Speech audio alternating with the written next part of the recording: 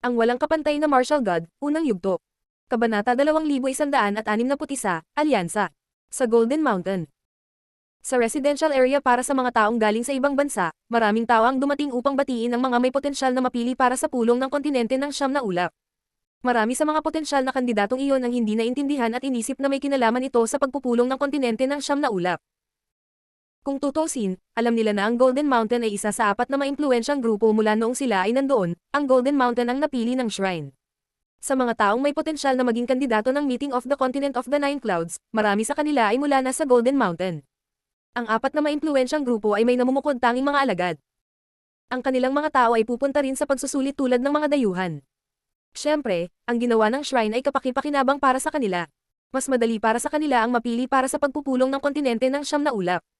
Ang mga dayuhan ay hindi lamang pinilit ng ibang mga dayuhan, kundi pati na rin ng mga alagad ng Golden Mountain. Sina Prince Wuqing at Jiuling Huang ang may pinakamagagandang palasyo sa Golden Mountain. Walang nagpunta sa kanila, narinig lang nila iyon tungkol sa kababalaghan. Ang ilang mga tao mula sa Golden Mountain ay nakatayo sa harap ng isang palasyo. Tumingin sila sa paligid, at nagtanong ang isa sa mga kabataang lalaki. Sino ang nakalimutan natin? Sumagot ang isang matandang lalaki sa tabi niya. Isa sa kanila ay si Lin Fang. Hindi siya masama, at nasa Golden Mountain din siya. Maaari kang pumunta at makita siya. Isama mo siya sa grupo namin. Nasa Golden Mountain ba siya ngayon? Tanong ng binata. Kanina ko pa siya pinapanood. Kumbaga, bumalik na siya. Mahinahong sabi ng matanda. Kumislap ang mga mata ng binata at ngumiti.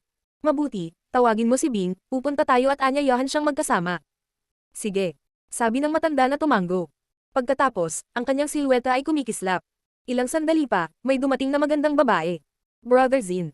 Bing, mag-imbita tayo ng isang tao. Sabi ng binata na tumango sa dalaga. Kumislap ang mga silweta ng tatlong tao. Dinala sila ng matanda sa palasyo ni Lin Fang. Nang makita ni Lin Fang ang pagdating nila, nagulat siya. Ang mga taong ito ay nakasuot ng iba't ibang damit, malamang na sila ay mga tunay na miyembro ng Golden Mountain. Lin Fang, ako si Jin Zin at ito ang aking kapwa-alagad na si Bing. Sabi ni Jin Zin, nakangiti kay Lin Fang. Anong gusto mo? Sagot ni Lin Fang, nakangiting pabalik. Ilang araw na lang, exam na para sa Meeting of the Continent of the Nine Clouds. Brother Lin Fang, narito kami para imbitahan kang sumama sa aming grupo. Sabi ni Jin Zin. Mukhang nagulat si Lin Fang at sinabi. Hindi ko maintindihan. Lin Fang, hindi mo maintindihan kung ano ang exam ng Golden Mountain, kaya normal lang na hindi mo maintindihan. Ang ikalawang round ng mga selection ay binubuo ng mga laban ng grupo. Nais naming bumuo ng mga alyansa ng 10 tao upang maalis ang iba pang mga alyansa. Sa ganoong paraan, maalis natin ang maraming tao. 10 tao ang lumalaban sa ibang grupo. Kung gayon, sino ang itinuturing na panalo? Tanong ni Lin Fang. Na-curious siya ngayon. Ang Golden Mountain ay may iba't ibang mga patakaran para sa pamamaraan ng pagpili. Una, sa mga grupo ng 10 tao, 5 tao ang tinanggal. Sabi ni Bing sa kanya. Ang kalahati ay aalisin sa loob ng isang grupo. Nagulat si Lin Fang. Tumango si Jin Zin. Talaga. Pero huwag kang mag-alala, sa mga taong pinili ko, isa kang bayani. Kung pupunta ka sa palasyo ko, siguradong magpapatuloy ka sa susunod na round. Pagkatapos, aalisin namin ang mga tao mula sa ibang mga grupo. Maglalaban ng 5 grupo. Hindi, 3 tao ang pipiliin para lumaban ng one-on-ones. Kung manalo sila, matatanggal ang 5 kalaban. Sabi ni Jin Zin. Ang mga patakaran ay malupit. Sabi ni Lin Fang, nakatingin kay Jin Zin. Kung ang aking mga kasosyo ay hindi sapat na malakas, ako ay matatalo din. Talaga. Sa makatuwid, naparito ako upang imbitahan ka. Bukod sa iyo, sa mga taong inimbitahan ko, nandyan din ang First Master of Jade Clouds, si Yu Qing, at isang napakalakas na cultivator na may king type na katawan. Kasama ko, si Bing at ikaw, 5 tayo. Tumiti si Wang Zin. At saka, si Brother Lin Feng, hindi naman kami mahina ni Bing. Ang unang master ng Jade Clouds ay nasa Golden Mountain din. Kumikislap ang mga mata ni Lin Feng. Maswerte ang Golden Mountain. 3 sa unang masters ng kontinente ng Siyam na Ulap ay narito. Brother Lin Feng, huwag kang mag-alala. Kilala ka ng lahat sa bayan. Ang ibig naming sabihin ay wala kang pinsala. Kung nagdududa ka sa aming katapatan, mabibigyan ka namin ng ilang Great Imperial Weapons. Nakangiting wika ni Bing at pinaglalaroan ang kanyang buhok. Siguradong maganda siya. Oo, Brother Lin Feng, naniniwala kami sa iyong lakas. Maniwala ka sa aming katapatan. Malumanay na sabi ni Jin Zin. Si Lin Feng, Jin Zin at Bing ay mga natatanging kabataan sa Golden Mountain. Sila ang mga inapo ng Great Weapon Masters. Pagmamalaki ng matanda. Ang mga taong ito ay talagang mukhang tapat. Walang pressure o pananakot. Hindi ko kailangan ng Great Imperial Weapons. Sabi ni Lin Fang sa kanila. Dahil mukhang tapat ka, hindi ako tatanggi. Ang galing, Brother Lin. Maraming salamat. Sabi ni Jinzin, nakipagkamay kay Lin Fang bago ngumiti at naglabas ng kwintas. Ito ang kwintas ng ating alyansa. Nangangahulugan ito na maaari kang pumunta sa aming deployment palace kahit kailan mo gusto. Sa araw ng pagsusulit, magsasama-sama tayo. Para maiwasan ang gulo, maglagay lang ng thread ng makajos na kamalayan sa loob. Sige. Sumang-ayon si Lin Fang. Naintindihan niya. Dahil tumanggap siya ng alyansa sa kanila, kailangan niyang gawin iyon, kung hindi, kung babalik siya sa kanyang salita, hindi ito magiging patas. Alam ng maraming tao na posible ang ganoong bagay, kaya sinubukan nilang protektahan ang kanilang sarili. Inilabas ni Lin Fang ang isang hibla ng makajos na kamalayan upang sumumpa na igagalang niya ang alyansa. Wala siyang pakialam. Hanggat hindi siya natalo dahil sa ibang tao, ayos lang ang lahat, lalo na't malakas talaga siya at malamang na madali para sa kanya ang pagsusulit. Ang galing, Brother Lin, salamat, magkita-kita tayo. Sabi ni Jinzin, nakipagkamay muli kay Lin Fang. Tumiti ng manipis si Bing at yumuko kay Lin Fang. Sige. Tumanggo si Lin Fang sa 3 taong umalis. Kailangan pa nilang mag-imbita ng ilang tao. Pagkatapos nilang lisanin ang palasyo ni Lin Fang, ngumiti sina Jinzin at Bing. Sinabi ni Jinzin, malakas si Lin Fang. Kasama si Yu Qing at ang may king type na katawan, maaari tayong maging isang nakakatakot na grupo. Ang 5 iba pa ay magiging kumpay ng kanyen. Mag-iingat ako. Sabi ng matanda na tumanggo. Kung alam ng 5 iba pang tao na sila ay kumpay ng kanyen, ano ang kanilang mararamdaman? Gayunpaman, iyon ang malungkot na katotohanan. Ang pag-ikot ng grupo ay komplikado kung ihahambing sa nauna. 5 malalakas na cultivator ang aalisin sa bawat grupo. Bing, pagdating ng tamang panahon, malulungkot ka. Sabi ni Zin kay Bing. Sige, wala akong pakialam. Ang pinakamahalaga ay kayo ni Yu Qing. Tumiti si Bing. Tumanggo si Jinzin. Pagkatapos nito, mahinahong naghintay si Lin Fang sa simula ng pagsusulit. Ang ilan sa kanyang mga kapwa-disipulo ay nakarating na sa Godly Cloud City. Ang ilang mga tao ay naharang sa pasukan ng lungsod, kabilang si Jing Xiaoyu. Si Mo Chen ay nanatili kay Jing Xiaoyu. Kasama pa rin nila ang Saint Emperor. Umaasa si Lin Fang na ang meeting of the Continent of the Nine Clouds ay makakatulong sa kanya na maging mas malakas. Sa araw ng pagsusulit, ang robe ni Lin Fang ay biglang lumipad sa hangin, at isang tunog ang umalangaw sa kanyang utak. Hiniling sa kanya ng boses na pumunta sa tagpuan sa tanghali. Alam ni Lin Fang na magsisimula na ang pagsusulit. Sa tanghali, ang mga tao ay nagkukumpulan sa tabi ng entablado. Naghihintay na ang malalakas na cultivator ng Golden Mountain. Maraming tao. Magtipon ng lahat kasama ang iyong mga grupo. Sabi ng isang tao. Agad na nagtipon ng lahat kasama ang kanilang mga napiling koponan. Pinuntahan ni Lin Fang sina Jinzin at Bing, at napakabilis, sila ay 9 na tao. Ang 2 sa kanila ay mukhang bihira. Ang isa sa kanila ay mukhang marangal, kakaiba, at walang malasakit. Iyon ay si Yu Qing mula sa Jade Clouds. Ang pangalawa ay nakasuot ng gintong roba, ngunit ang kanyang chi ay abnormal. Pinuno ng ilang layunin ng hari ang hangin sa paligid niya. Nagulat siya nang makita si Lin Fang. Napakaraming oras na ang lumipas, at naisip niya na ang mga tulad nila na may mga king type na katawan ay mas mabilis na umunlad. Ang lalaki ay si Dugu the Winner, na may makajos na imprint king body. Si Dugu the Winner ay mahinahong tumingin kay Lin Fang. Sa Dark Knight region, sina Lin Fang at Dugu the Winner ay nasa parehong henerasyon. Ngunit mas naunang sumikat si Lin Fang kaysa sa kanya. Bago pumunta sa Godly Clouds, sikat na si Lin Fang sa Dark Knight region. Wala silang sinabi sa isa't isa. Magkakilala sila, yun nga lang, hindi sila magkaibigan. Ang walang kapantay na martial god, unang yugto. Kabanata 2162, paggawa ng Golden Mountains exam. Ang malalakas na cultivator ng Golden Mountain ay nakatayo sa harap ng lahat. Ang isa sa kanila ay mahinahong nagsabi. Lahat, sumunod sa akin sa Templo ng Langit. Pagkatapos nito, bumangon ang lahat sa himpapawid at nagsimulang lumipad. Pagkaraan ng maikling panahon, nakita nila ang isang bakanting yugto ng kalawakan. Nakikita nila ang maraming gusali at bulwagan sa paligid. Siyempre, nakikita rin sila ng mga tao sa loob ng halls. Pinalibutan ng 10 ang Templo ng Langit. Maraming mga parisukat na haligi ang lumitaw, na maaaring tumanggap ng maraming tao. Nariyan ang mga haligi para sa bawat magkakaibang grupo. Sabi ng isang malakas na cultivator na nakatayo sa gitna ng Templo ng Langit ng mahinahon. Ang mga grupo ng 10 ay tumalon sa kanilang mga haligi. Ngayon, pagkatapos ng inilaan na oras, dapat mayroon kayong 5 sa mga haligi. Sabi ng cultivator ng Golden Mountain. Mukhang kinakabahan ng mga tao sa mga haligi. Mula sa 10 tao, 5 na lang sila. Kalahati sa kanila ay aalisin. Maraming tao ang nakadama ng matinding pressure. Alam nila na magiging ganoon ang paraan bago dumating, ngunit pa rin. Sa haligi ni Lin Fang, tiningnan ni Jinzin ang grupo. May mga mukhang kinakabahan, sabi ng isa sa kanila. Dapat bumaba ang mga taong alam nilang hindi sila mananalo. Gayunpaman, malamig nang umiti si Jinzin, tumingin sa 5 tao at sinabi. Maraming salamat sa pagsali sa aming grupo, ngunit 5 tao ang kailangang tanggalin. Dahil dumating ka sa Golden Mountain, maaari kang manatili dito at magkakaroon ka ng pagkakataong manood. Bakit tayong 5? Tanong ng 5 tao. Hinatak nilang lahat ang mahabang mukha. Sabi ng isa sa kanila. Noong inimbitahan mo kami, hindi mo sinabi iyon. Hindi iyon ang ibig kong sabihin. Hindi maalis si Yuchi. Hindi rin maalis si Dugo, mayroon siyang godly imprint king body, at kilala rin ng lahat si Linfang. Sa makatuwid, ikaw lamang ang maaaring umalis. Iyan ang pinakamaganda para sa grupo. Mahinahong sabi ni Jinzin. Gayunpaman, mukhang galit ang 5 tao. Biglang binuksan ni Yuching ang kanyang mga mata. Mukhang nakahanap na siya ng solusyon, pagkatapos noon ay may tumili at dumudugo ang mga mata. Huwag mag-aksaya ng oras. Malamig na sabi ni Yuching. Nanlumo ang 5 tao. Iyon ay ang malungkot na katotohanan. Ilang araw ang nakalipas, inimbitahan sila ng matanda at mukhang tapat. Gayunpaman, ngayon, sa isang kisap mata, sila ay naalis, napakalupit. Ang ilan sa kanila ay nawasak.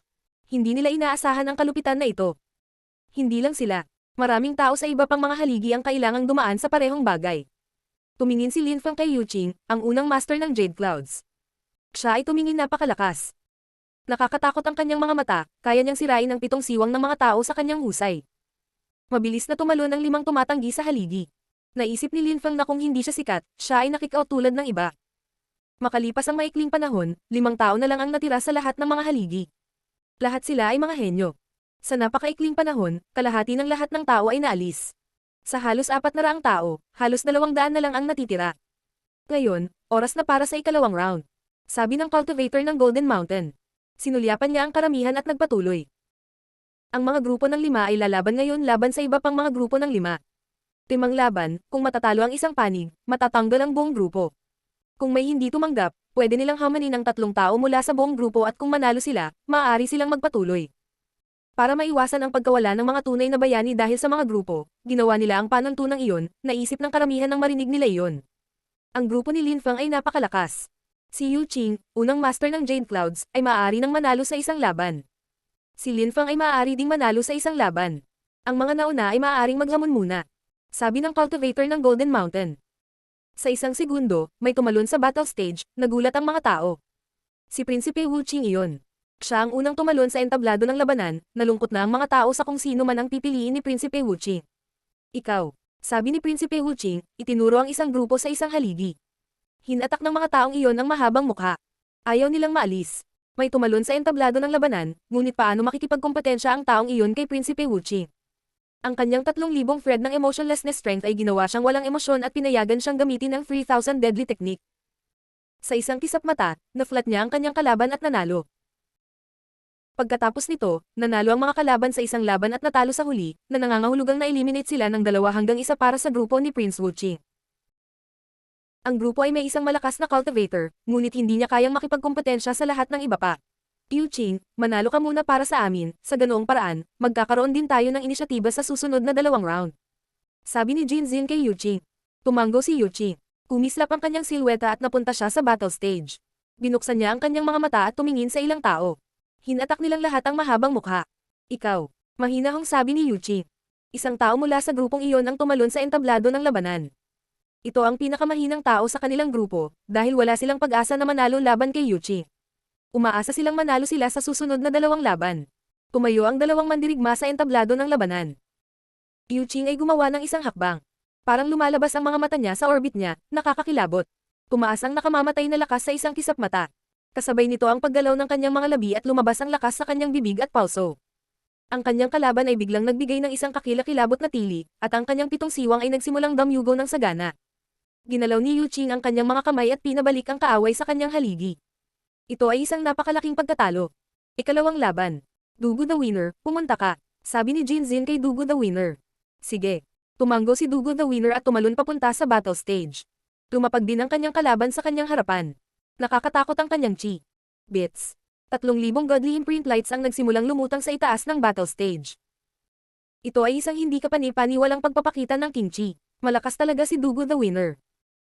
Dapat talagang malakas din si Langye at Jun Moshi. Sa loob ng 2 taon na iyon, masyadong mabagal ang pag-unlad ko.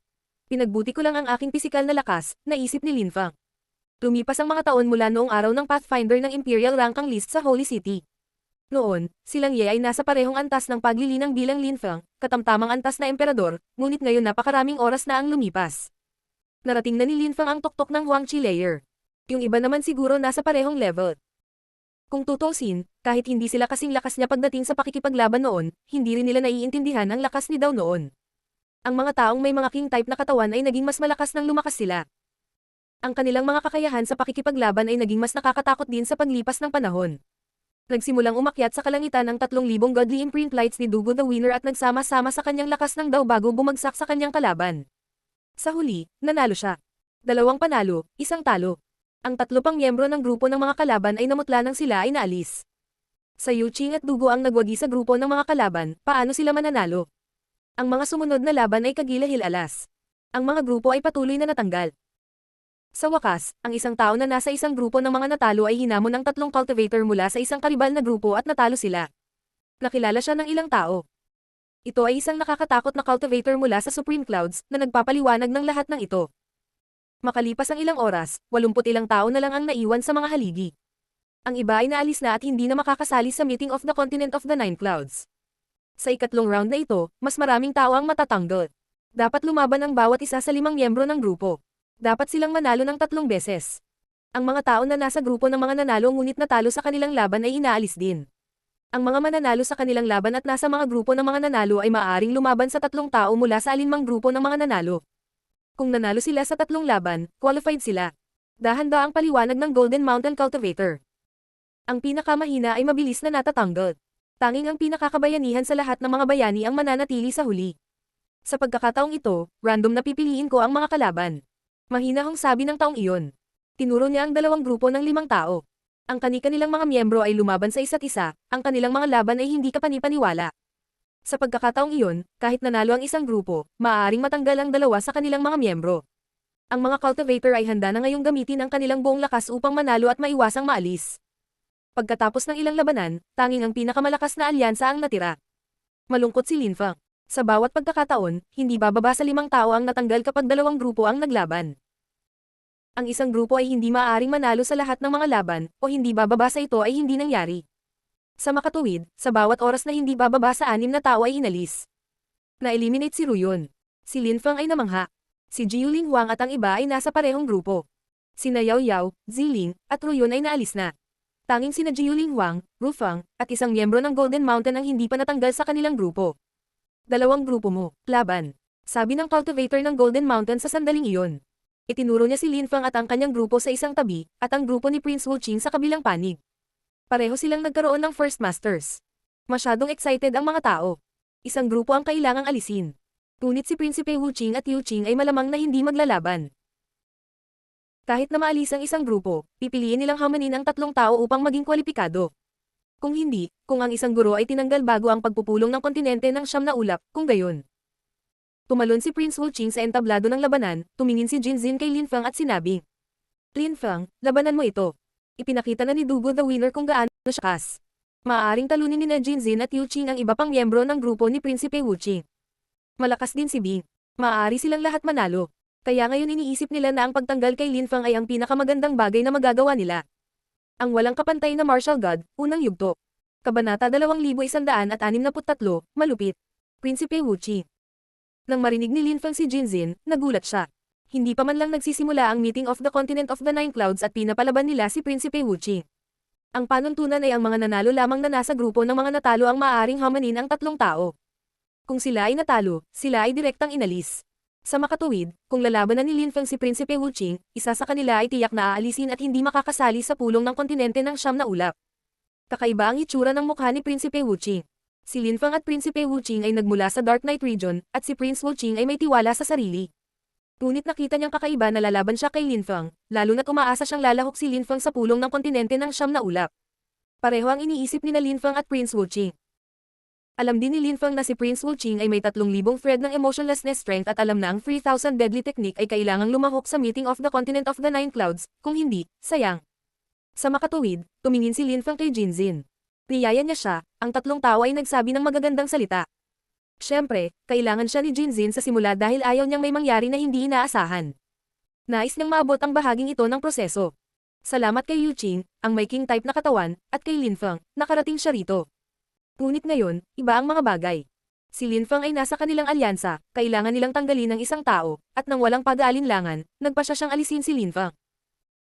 Kinailangang makasigurado sina Jinzin at Yu Qing na makakalahok sila sa meeting of the Continent of the Nine Clouds. Pumunta ka sa unang laban. Mahinahong sagot ni Lin Feng. Nang marinig ni Jinzin si Lin Feng, sumimangot siya at malamig na tumingin sa kanya. Si Yu Qing at siya ay dapat na kwalipikado para sa pulong. Kung kailangan nila, aalisin pa nila si Dugu the winner. Gayunpaman, si Lin Feng ay nakatingin kay Jinzin at sinasabi sa kanya na labanan mismo si Prinsipe Wu Qing. Nagkatinginan ng mga tao sa paligid. Nagkaroon ng problema sa grupong iyon. Nanalo na sila sa lahat ng laban nila, normal lang na makaramdam ng pressure, pero ngayon iba na ang rules. Kung may natalo sa isang grupo, natanggal sila kahit nanalo ang grupo. Sumusuko kami sa round na ito. Natalo si Lin Feng. Pantay na sabi ni Jinzin sa cultivator ng Golden Mountain. Mukhang nagulat ang referee, at sinabi ni Lin Feng, sumasang-ayon ako na makipag-alyansa sa iyo, ngunit hindi ako pumayag na makinig sa iyong utos. Guro, walang ganoong tuntunin, di ba? Sa totoo lang, walang ganoong tuntunin. Sabi ng cultivator ng Golden Mountain, tumanggo at tumingin kay Lin Feng. Dahil walang ganoong panuntunan, hindi ako maaaring utusan ni Jinzin. Mahinahong sabi ni Lin Feng. Pero dapat may lumaban sa alyansa. Maaari kayong magdesisyon ng magkasama. Paano magdesisyon? Magkasama sina Jinzin at Bing. Gusto nilang maalis ako. Mahinahong sabi ni Lin Feng. Ano sa tingin mo kung ganoon? Tanong ng cultivator ng Golden Mountain. Kahit sumuko ang grupo ko, ayaw kong aminin na natalo ako sa laban na ito. Kung may nagsabing ginawa ko, hindi na nila kailangang lumaban kay Prinsipe Wu Qing, maaari nilang direktang labanan ako. Kung matatalo ako ang talo. Kung manalo ako, sila ang matatalo. Walang pakialam na sabi ni Lin Feng. Kung hindi, pumapayag din akong umalis sa grupo at lumaban ng mag-isa. Biro lang yun. Hindi ka maaaring umalis sa isang alyansa.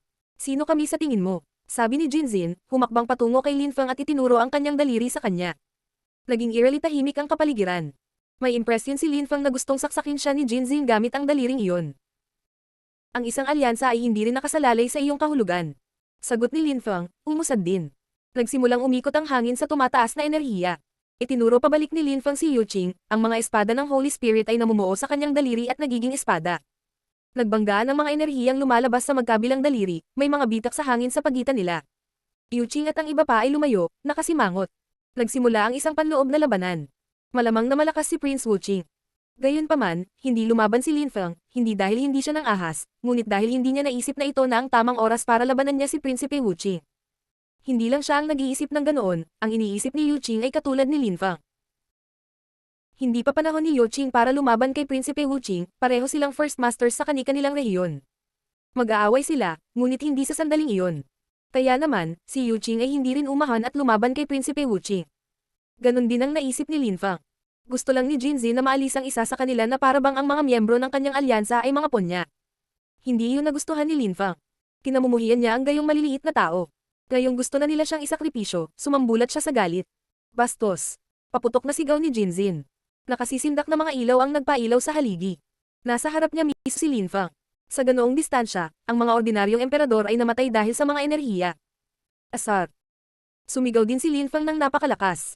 Umalangaw ang mga tunog sa utak ni Jinzin, at ang lakas ng kamatayan ay lumipat sa kanyang mga mata at makajos na kamalayan. Kasabay nito, sumuntok si Lin Feng sa kanyang direksyon, tila kaya nitong durugan ang anumang bagay. Bumalat ang enerhiya sa dalawang mandirigma. Kumalat sa hangin ang mga ingay at pagsabog. Nakita ng karamihan si Jinzin na napaatras. Sinubukan niyang ibalik ang balanse, nakatayo sa hangin. Malamig niyang tiningnan si Lin Feng. Tumalon si Lin Feng patungo sa kanya, ang kanyang robe ay kumikislap sa hangin. Tiningnan niya ito ng malamig at sinabing, "Sino ka sa tingin mo? Sa tingin mo magagamit mo ako tapos aalisin mo ako ayon sa gusto mo. Sa tingin mo magagamit mo kami para maging kwalipikado para sa meeting of the Continent of the Nine Clouds. Pagkatapos ay naisip ko lamang na hindi ka sapat upang umasa sa lakas upang maging kwalipikado."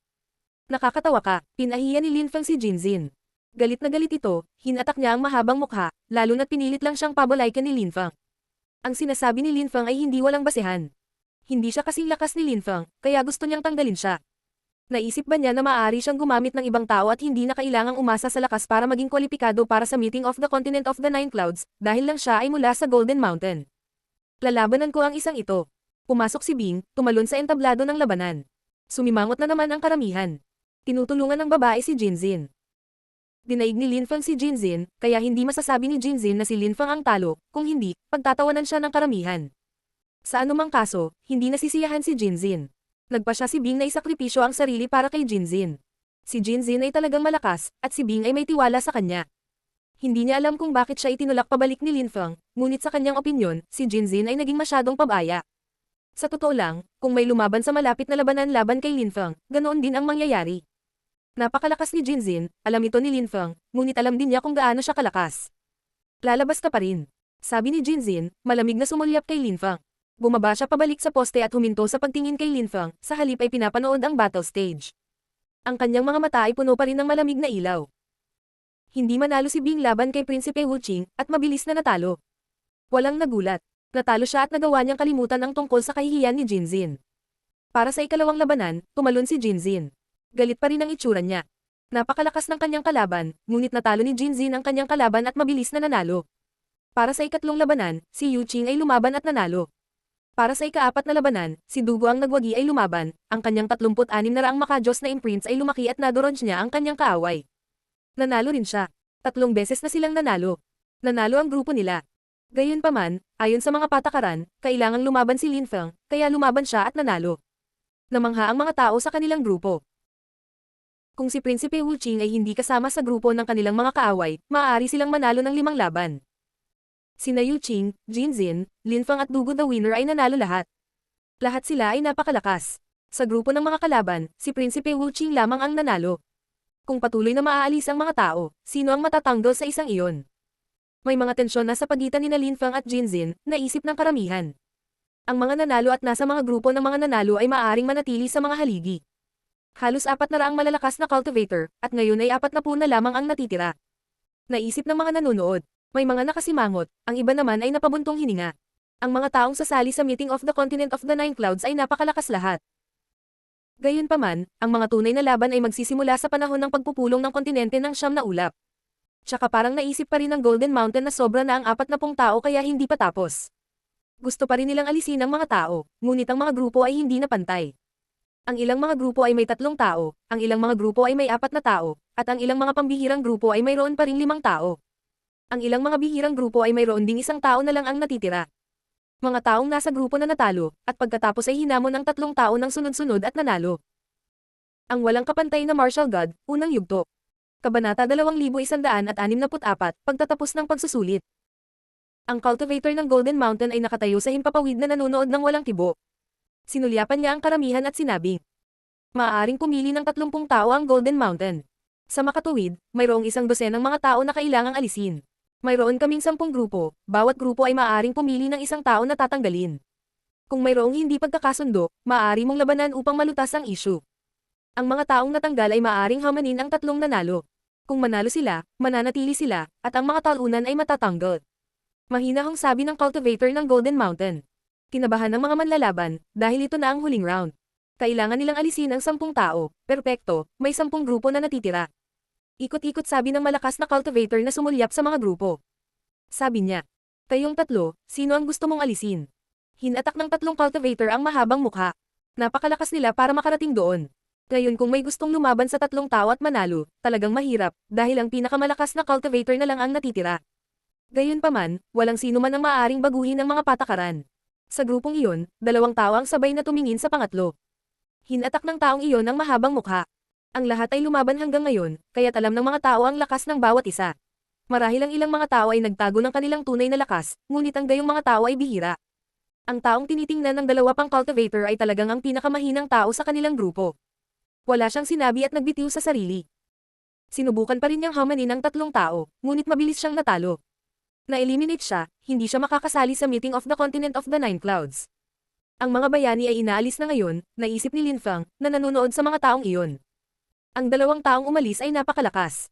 Sa simula, mayroong halos 400 tao, at ngayon ay 30 lamang ang magiging kwalipikado, ito ay medyo malupit. Sunod-sunod na inalis ang mga tao. Nabalot ng katahimikan ang kapaligiran. Sa wakas, turn na ng grupo ni Lin Feng. Maraming tao ang nakamasid sa kanila ng mabuti. Si Yu Qing ang unang master ng Jade Clouds, si Jinzin mula sa Golden Mountain, si Dugo ang winner na may king type na katawan, at si Lin Feng. Napakalakas ng 4 na taong iyon. Wala sa kanila ang tatanggap na maalis. Tumingin si Jinzin kay Lin Feng. Tumingin si Lin Feng kay Jinzin. Hamanin mo ba kagad ang 3 tao, o kailangan muna nating lumaban? Mahinahong sabi ni Lin Feng. Tiningnan siya ni Jinzin sa napakalamig na paraan. Wala pa siyang oras para magsalita, nagsalita na si Lin Feng, na parabang si Jinzin ang higit na karapat-dapat na maalis. Malinaw na hindi maalis si Yuqing. Nagkaroon ng alitan sa pagitan nina Linfang at Jinzin. Si Dugu the Winner ay umarte na parang walang kinalaman sa kanya ang lahat. Sa makatuwid, gustong alisin nina Linfang at Jinzin ang isa't isa. Sa totoo lang, maswerte si Dugu the Winner na nagkaroon ng tensyon sa pagitan nina Linfang at Jinzin. Iyan mismo ang gusto kong sabihin. Mahinahong sagot ni Jinzin.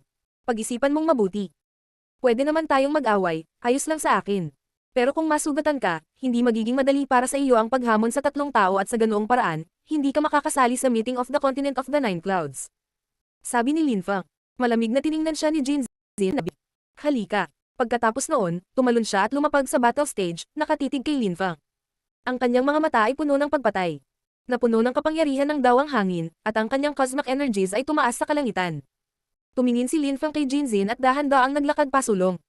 Iniunat ni Jinzin ang kanyang braso at ang gininto ang cosmic energies ay naging isang napakalaking gintong martilyo. Martilyo pagpino pamamaraan. Bulungan ng karamihan.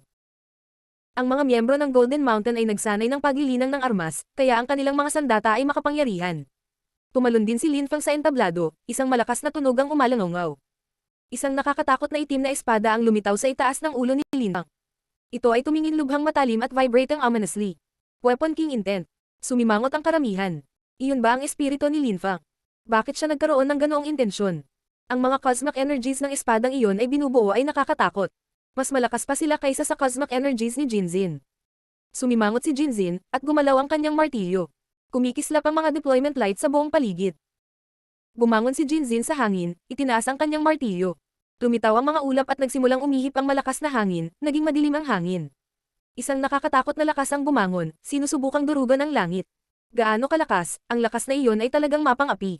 Bulong ng karamihan, na nakatingin sa mga gintong ilaw. Lalong tumitindi ang mga ilaw. Ang kanilang kapangyarihan sa Dao ay mukhang hindi kapanipaniwala. Tiningnan lang ni Linfang si Jinzin malamig. Ang kanyang espada ay umuugong nasa isang antas na nakakadurog sa tainga.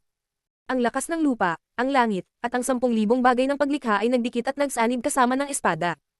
Kasabay nito, ang mga nakakatakot na deployment mark ay nagsimulang mag-intertwine sa paligid nito. Sinimulan ni Linfang na pagsamahin ang kinakailangang lakas para sa Celestial Stage Deployment Spell, at ang espada ay dahan-daang sumanib. Ang kanyang mga enerhiya ay naging mas mapang-api rin. Pakiramdam ko ay walang makahaharang sa espadang iyon.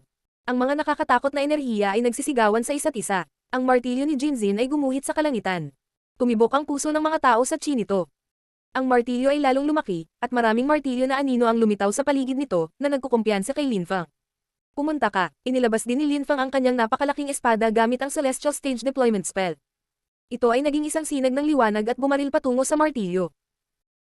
Sa paligid ng dambuhalang espada, lumitaw ang isang maitim na demonyong puyo ng tubig at hinihigop ang lahat ng nasa daan nito. Ang mga anino ng martilyo ay nawasak lahat, at ang martilyo at ang dambuhalang espada ay nagbanggaan sa isang kakilakilabot na epekto. Dumagundong ang mga enerhiya at napunit. Si Jinzin ay napaatras muli, ang kanyang martilyo ay nabali. Ngunit ang espada ay patuloy na gumagalaw patungo sa kanya. Sirain. Galit na sumuntok si Jinzin at ginawang marahas na yumanig ang hangin, sinusubukang gumuho ng espasyo sa paligid nito. Muling tinamaan ng kanyang lakas ang dambuhalang espada, at tuluyan itong naputol. Kasabay nito, isang unos ang humagulgol para sa kanya. Nakita ni Jinzin ang isang maitim na kamao na gumagalaw patungo sa kanya, ang kalawakan ay umaalon sa paligid nito. Itinaas ni Jinzin ang kanyang kamao upang harangan, at ang tunog ng kanyang mga buto ay malinaw na naririnig. Muli siyang nadurog. Galit na galit siyang sumigaw at ang nakakasilaw na mga ilaw ay tumagos sa utak ni Linfang. Mamatay. Lumabas si Death Dao at dinala ang lahat. Kasabay nito, lumitaw ang isang tibak ng kamatayan. Itinaas ni Linfang ang magkabilang kamao at sinuntok ng malakas na lakas. Nakita ng karamihan si Jinzin na nawasak, natatakpan ng dugo at umuubo ng eskarlata.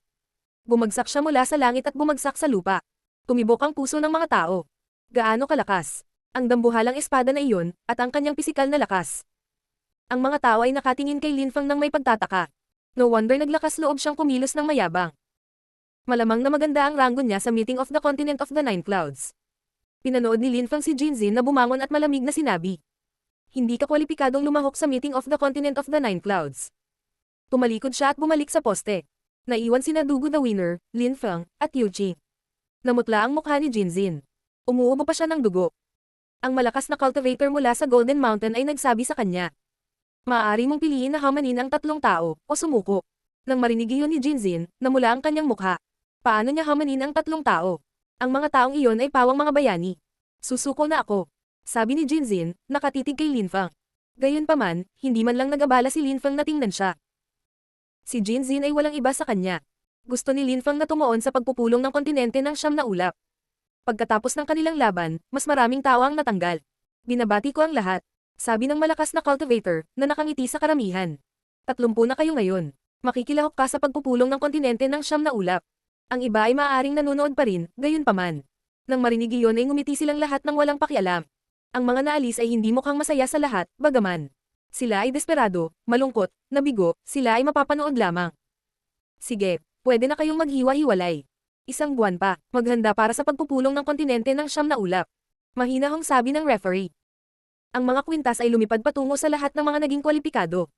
Hinawakan nila ang mga ito at inilagay ang kanilang makajos na kamalayan sa loob. Kumikislap ang mga silweta nang umalis ang mga tao. 1 buwan pa ang natitira.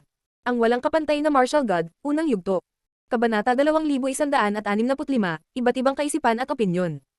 Bumalik si Linfang sa kanyang mga silid. May mga taong kasama niya sa paglalakbay ngayon. Tumiti si Yao Yao sa kanya at sinabing, Brother Linfang, tutulungan kitang gumawa ng mga pellets. Tutulungan ka nilang makabawi kung sakaling magkaroon ng mga pinsala sa katawan o kaluluwa. Kung masugatan ka sa meeting of the continent of the Nine Clouds, magiging kapaki-pakinabang ang mga ito. Siyempre, mas mabuti kung walang nangyari sa iyo, siyempre. Kahit na maraming tao ang lalahok sa meeting of the continent of the Nine Clouds, walang nakakaalam kung ano ang iniisip ng Fortune Shrine. Para sa maraming tao, ang mga shrine ay misteryoso.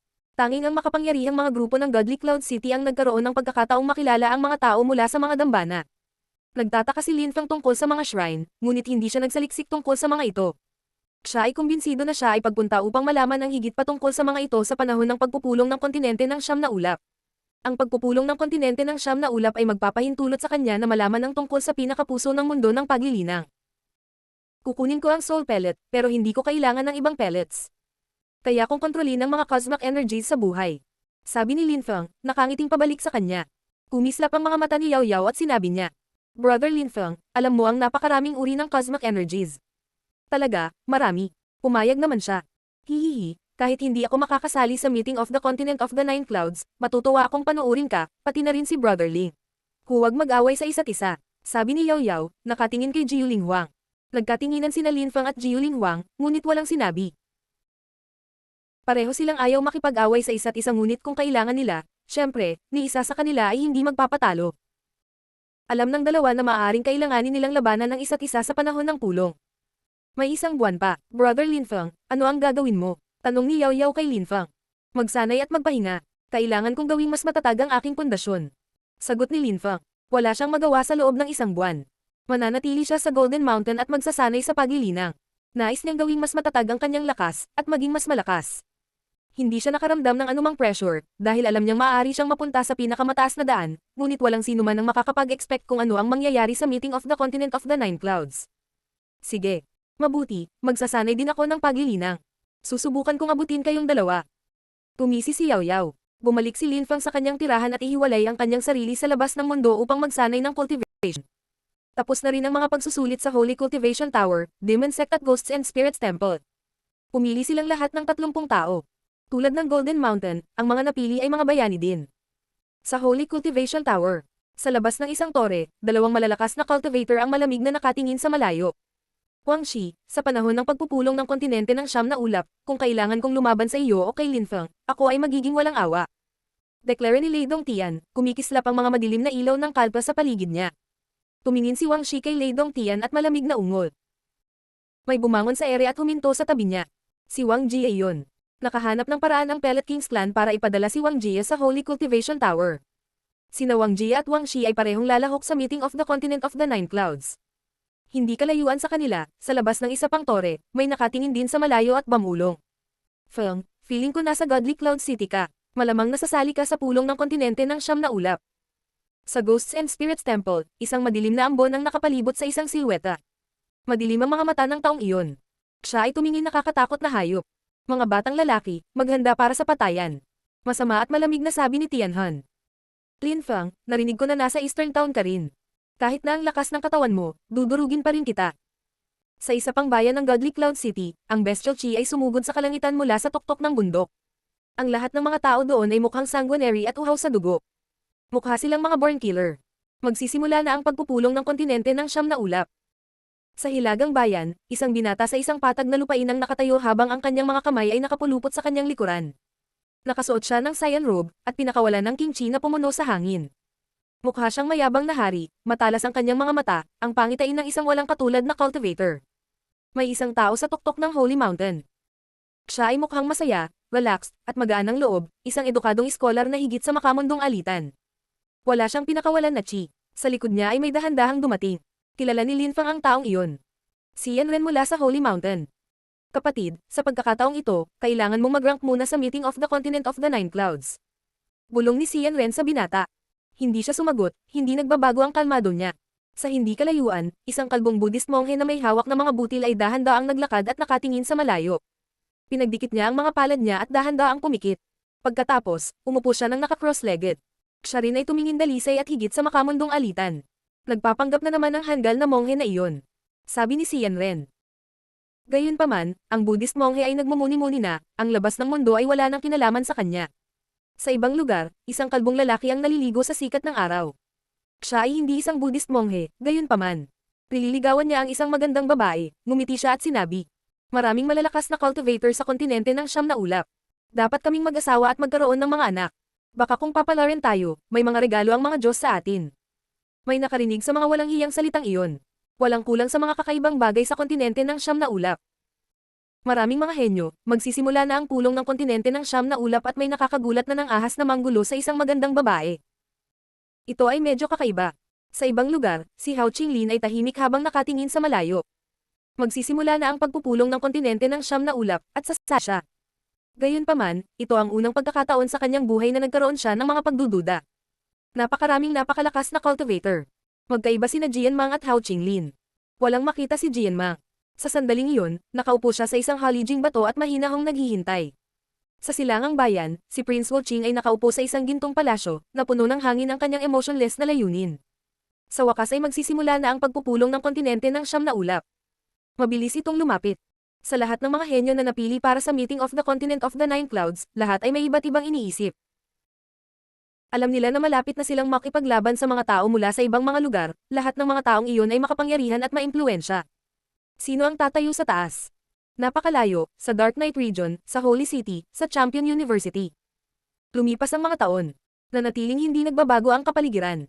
Nagpatuloy sila sa pagre-recruit ng mga estudyante. Si Tian Tai ang naging pinakamakapangyarihang grupo sa Champion University. Si Yun Qingyan ay palaging abala sa pagre-recruit ng mga tao. Sa tuwing magre-recruit sila ng mga bagong tao, dinadala nila sila sa Champion Palace, at ang pangalan sa pinakatuktok ng Celestial Champion Ranking List ay Lin Fang. Sa bawat pagkakataon, ang puso ng mga bagong dating ay napupuno ng paghanga at hangarin. 4 na ancient holy clans ang nangbuli sa kanya noong mga araw, at bilang kapalit ay winasak ni Lin Fang si Ji Chang sa kanyang atake ng espada. Sa Celestial Mountains, 2 matandang lalaki ang naglalaro ng chess. Ibinaba ni Ancestor Shi Tian ang isang piraso at ngumiti. Sa mga taong ito, nagdulot ng malaking gulo si Lin Fang sa Chi Tian Holy Town, pagkatapos ay nawala siya. Ngayon, malapit nang magsimula ang pagpupulong ng kontinente ng Siyam na Ulap. Hulaan ko nandoon si Lin Fang. Ginalaw ni Ancestor Zuan Tian ang kanyang piraso at mahinahong sinabi. Kahit na malakas si Lin Fang, ang kontinente ng Siyam na Ulap ay napakalaki. Maraming mga henyo doon. Ilang taon na lang ang lumipas, hindi rin siya ganoon kalakas. Kung siya ay mapipili upang makilahok sa pulong, kung gayon maaari na niyang ipagmalaki ang kanyang sarili. Ang kanyang pangalan ay patuloy na nakasisilaw sa Champion Palace. Matandang kaibigan, minamaliit mo si Lin Fang. Sabi ni Ancestor Shi Tian, nakangiting walang pakialam. Siguro. Ungol ni Ninuno Zuan Tian. May dumating, at ang 2 matandang lalaki ay lumingon at nagtanong. Ano ang nangyayari? Gusto ng taong iyon na kumuha ng champion exam.